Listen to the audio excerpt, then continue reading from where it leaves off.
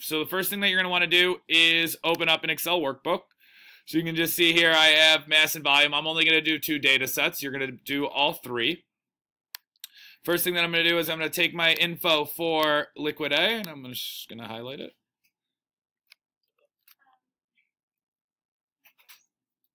It'll go. So just really click, drag, highlight it all the way down to there. And I'm going to paste it. So there's all my data. That's liquid A. I'm going to do the same thing for liquid B over here in a separate category. Notice how there are no units anywhere. I don't want any units right now.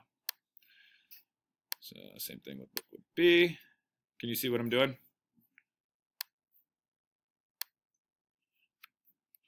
Okay, so there are my 2 data sets. Now, to graph. First thing I'm going to do is I'm going to highlight. Now, it does have to be volume first, mass second, because we want volume on our x-axis, mass on our y-axis. Think about it. It's mass over volume, so we calculate slope. We should be able to get density. All right, at this point, insert. And you're going to go click on this button, X, Y, scatter, because we want a scatter plot. Oh, so we can already see that some of our data is not that great. You can see where the discrepancies are. It should be linear. We all did the same liquid, so there's some discrepancies there. Now, the first thing that I'm going to do here with my graph, I am going to add labels to my axes. So to do that, I'm going to click on my chart, quick layout, and then scroll to this one. This one's going to allow me to have labels on my axes. So you can see there what that did. My graph's a little bit bigger now. It should have a title. I'll get to that in a second. So here is one axis title. Let's delete that. On my y-axis, I have mass. That's going to be measured in grams. On my x-axis, I have volume, which will be measured in milliliters. Okay, so there's my graph. Now, with respect to this trend line, it's not the trend line that I want. To change it, click on a point, hit Shift, click. One more time here. I'm going to click on a point, and then right click. On a Mac, that's going to be just putting 2 fingers down.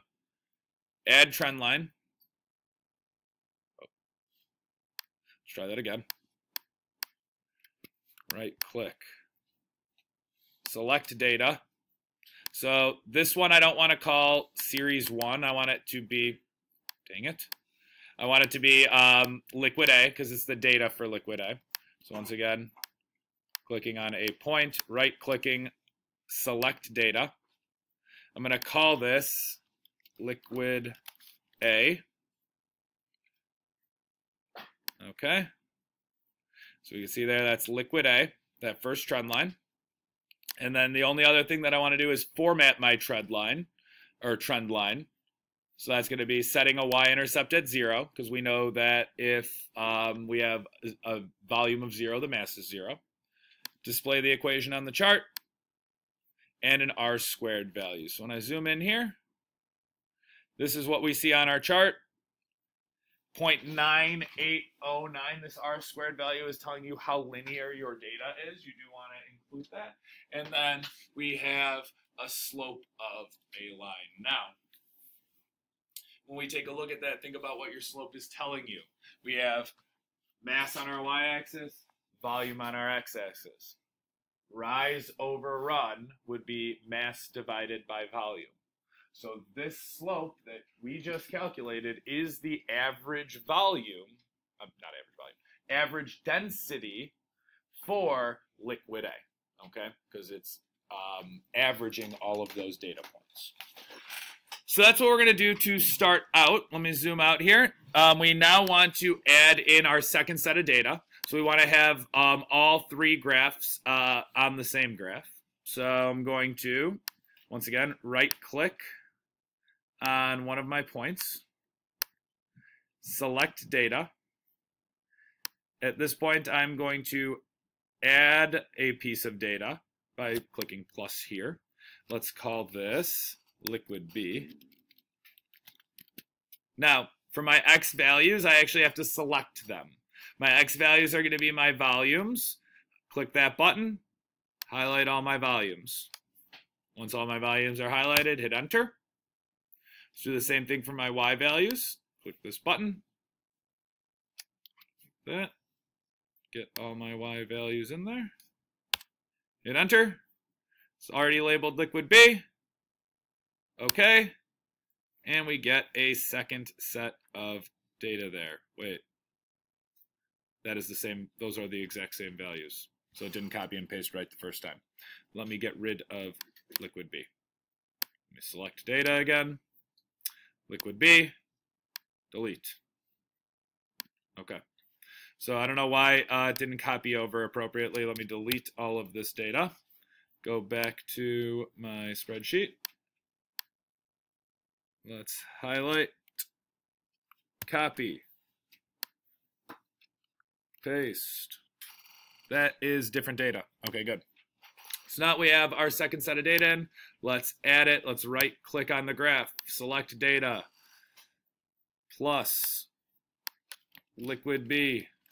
Let's get our X values in there. Enter. Let's get our Y values in there. Enter. Let's graph it. All right, good. Different data. To add the trend line, same process. Right click, add trend line, format the trend line. Y-intercept should be at 0. Equation should be on the chart. R squared value should be on the chart. You might have to move that information so you know what it applies to.